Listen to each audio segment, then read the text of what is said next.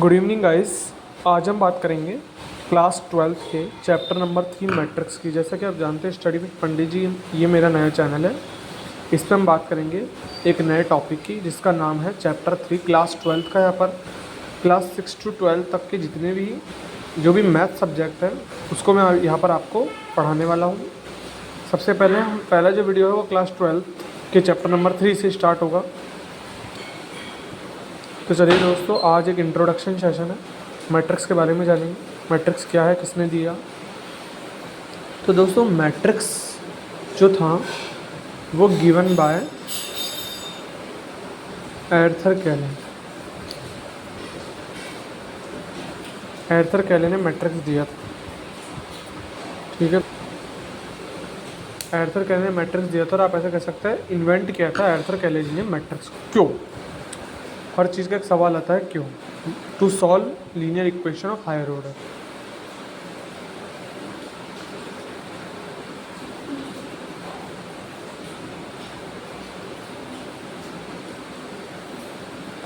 Higher order की linear equation को solve करने के लिए मैट्रिक्स को आर्थर कैले ने क्रिएट किया था, बनाया था। समझ गए आप? ठीक है, ये तो बात हो गई मैट्रिक्स की, क्यों दिया, कैसे दिया, कहाँ कहाँ यूज़ आता है ये देख लेते हैं। Use in cryptography,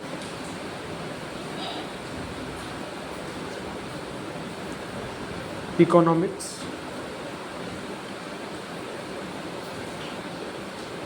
cost estimation,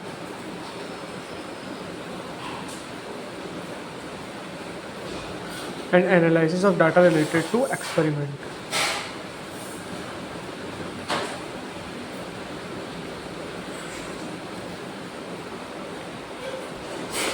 तो ये बेसिक चीज़ें हैं। Matrix created by Arthur Cayley, क्यों? To solve linear equation of higher order, का यूज़ आता है। तो ये तो कुछ बेसिक से हमने ये दे दिया कि भाई मैट्रिक्स आखिर है क्या, किसने बनाया। थोड़ा बहुत हिस्ट्री हो गई है, तो इसको ज़्यादा आपको याद रखने की ज़रूरत नहीं है।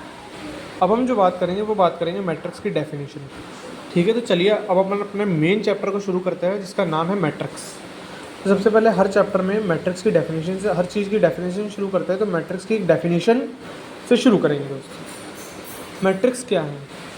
मैट्रिक्स एक्चुअली में ऑर्डर्ड रेक्टेंगुलर अरेंजमेंट है नंबर्स का और फंक्शंस का। It is an ordered rectangular arrangement of numbers and functions। यानी मैट्रिक्स क्या है दोस्तों? एक ऑर्डर्ड रेक्टेंगुलर अरेंजमेंट है नंबर्स का और फंक्शंस का। ये जो नंबर्स और फंक्शन होंगे ना दोस्तों,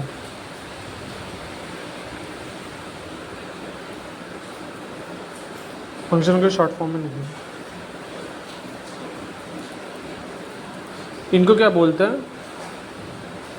एंट्रीज, या तो आप इनको एंट्रीज बोल सकते हो, कोई दिक्कत नहीं। और एलिमेंट ऑफ द मैट्रिक्स, दोनों बोल लो, कोई भी दिक्कत नहीं है। तो आप इन्हें एंट्रीज ऑफ मैट्रिक्स बोल सकते हो या फिर एलिमेंट ऑफ द मैट्रिक्स बोल सकते हो, कोई भी समस्या नहीं है। एक बात याद रखिएगा दोस्तों, मैट्रिक्स को हमेशा कैपिटल लेटर से डिनोट किया जाता है। Is used to denote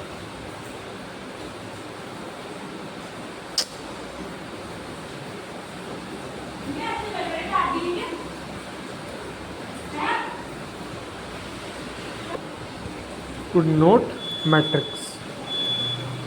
matrix को डिनोट करने के लिए हमेशा हम कैपिटल लेटर का ही यूज़ करते हैं। सॉरी, थोड़ी स्पेलिंग गलत हो गई। To denote matrix we always use capital letter. इसके सिंबल क्या होंगे? सिंबल्स दोस्तों, या तो आप मैट्रिक्स को ऐसे डिनोट कर सकते हो या फिर ऐसे डिनोट कर सकते हो या फिर ऐसे भी आप एक मैट्रिक्स को डिनोट कर सकते हो। इन तीन तरीके से आप मैट्रिक्स को डिनोट कर सकते हो, कोई भी दिक्कत नहीं है, वैसे ज़्यादा तरीका ये यूज़ किया जाता है, ये दोनों भी गलत नहीं है, यूज़ कर सकते हो, पर जो फ्लो में उसको यूज़ करने में क्या दिक्कत है, तो ये वाला यूज़ करना ज़्यादा प्रेफर रहेगा। अब दोस्तों बात करेंगे एक एग्जांपल की जिससे मैट्रिक्स और क्लियर हो जाए। क्या है वो एग्जांपल, आइए देखिए। जैसे कि मान लीजिए कि पायल नाम की एक लड़की है जिसके पास 5 पेंसिल है। कितनी? 5। मैंने कहा एक पायल नाम की लड़की है जिसके पास 5 पेंसिल हैं। तो मान लो मैं इसे ए से डिनोट कर रहा हूँ पेंसिल्स को, तो इसको मैट्रिक्स के रूप में ऐसे लिखा जाएगा। और मैं एक और क्वेश्चन आपको दे दूँ कि पायल के पास इस बार 5 पेंसिल तो है। Same question, Payal has 5 pencils and 5 pens. 5 pencil और इस बार 5 पेन भी है उसके पास, तो इसको डिनोट करेंगे 5 पेंसिल्स और 5 पेन्स। तो ये तो किसको डिनोट कर रहा है? पेंसिल्स को। और ये किसको डिनोट कर रहा है? पेन को। मान लिया 2 लड़कियां हैं, पायल और प्रिया। पायल के पास 3 पेंसिल है बट 5 पेन है। वही प्रिया के पास 5 पेंसिल है और 3 पेन है। अच्छा, मतलब पायल है एक तरफ और एक तरफ प्रिया है, और यहाँ पर पेंसिल और पेन लिखे। तो मतलब मैंने क्या कहा, पायल के पास 3 पेंसिल और 5 पेन है, और प्रिया के पास उल्टा है, जस्ट 5 पेंसिल और 3 पेन है। ठीक है, तो अपन लिख सकते हैं पायल, प्रिया और डायरेक्ट ए। यह पेन सिल और यह पेन। तो ये हो गया 5 3 3 5। तो ये एक मैट्रिक्स आपने जनरेट कर दी। देखिए कितना इजी है इसको रिप्रेजेंट करना। एग्जाम्पल के लिए देखिए दोस्तों, मतलब मान लीजिए कोई मैट्रिक्स ए है, कैपिटल लेटर से तो इसको डिनोट करना ही है। तो मैंने किसी ए मैट्रिक्स को डिनोट कर दिया, इसमें मैंने इसके एलिमेंट्स बोले sine x, negative of sine x, negative of cos x and a matrix cos x. ये है रो 1 और ये है रो 2। ये है कॉलम 1 और ये है कॉलम 2। ये तो आपको भी पता है, ये रो बनाता है, ये कॉलम बनाता है। नीचे लिख देता हूँ कि horizontal form row and vertical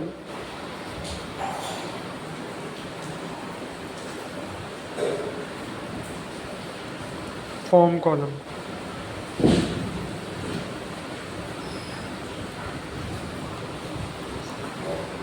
तो ये तो हो गया।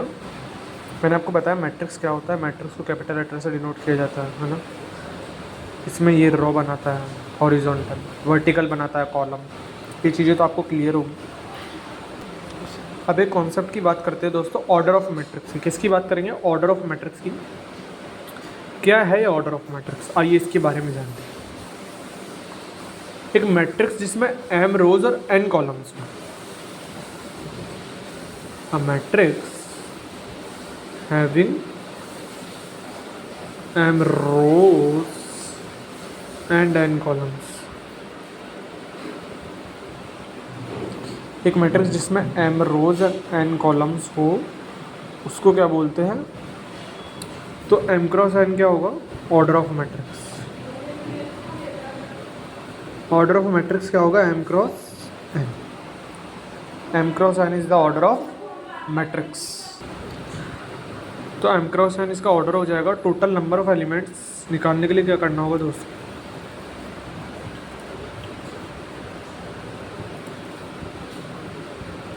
m क्रॉस n के ऑर्डर में जो टोटल नंबर ऑफ एलिमेंट्स क्या होंगे वो किसके इक्वल हो जाएंगे? mn के, यानी इनके मल्टीप्लिकेशन के इक्वल होंगे। जैसे कि अपन ने पिछला एग्जांपल देखा, इसमें क्या है, 1 2 2 तो रो है और 1 2 2 ही कॉलम है, यानी 2 रो और 2 कॉलम।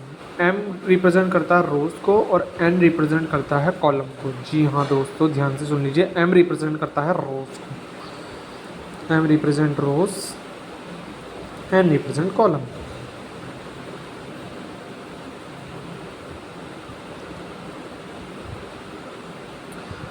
तो यहाँ पर क्या हो गया, एक दो दो तो रोज,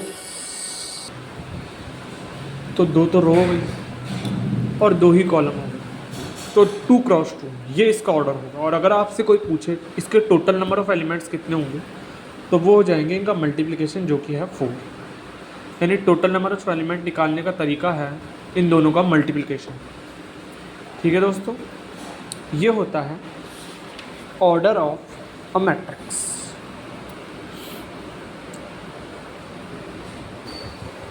गाइस स्क्रीन पे आपको कुछ क्वेश्चन दिख रहे हैं, find order of the matrix. इसका ऑर्डर फाइंड कीजिए। पहले वाला क्वेश्चन है, फर्स्ट क्वेश्चन का ऑर्डर। वीडियो को पॉज कीजिए, एक बार आप ट्राई कीजिए कि आप ऑर्डर फाइंड कर पा रहे हैं। चलिए दोस्तों शुरू करते हैं। आंसर है फर्स्ट। इसका ऑर्डर क्या हो, इसमें 1 2 3 रो है, तो यानी 3 तो इसका रो हो गई। पहले रो गिनना है आपको, ऐसे गिनना है 1 2 3, ये गिनने का तरीका बता दिया मैंने। और 1 2 3 ये इसकी कॉलम हो गई, यानी 3 क्रॉस 3 का ये एक मैट्रिक्स हो गया। अगर मैं इसमें टोटल नंबर ऑफ एलिमेंट्स भी पूछ लेता हूँ, तो आप क्या करते हैं, 9 इज़ द करेक्ट आंसर। ये दो क्वेश्चन, ये क्वेश्चन और ये क्वेश्चन, ये है आपके लिए होमवर्क। इनको आप अटेंड करें, सॉल्यूशन कमेंट करें। जो सॉल्यूशन सबसे पहले कमेंट करेगा, मैं उसका नाम अगले वीडियो में रिलीज़ करूँगा।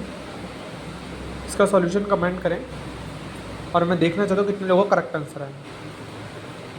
मिलते हैं गाइस नेक्स्ट वीडियो में, तब तक के लिए work hard, study hard. Thank you very much.